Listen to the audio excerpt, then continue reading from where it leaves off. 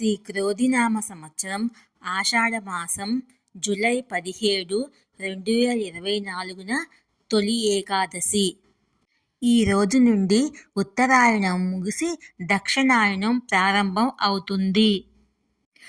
తొలి ఏకాదశి నుంచి 4 నెలల పాటు శ్రీ మహావిష్ణువు యోగ నిద్రలోకి వెళ్తాడు. ఈ 4 నెలలను చాతుర్మాసము అంటారు. ఈ చాతుర్మాసములో ఎటువంటి శుభకార్యాలను నిర్వహించరు. ఈ 4 నెలలు ఎక్కువ సమయం భగవంతుని పూజిస్తారు.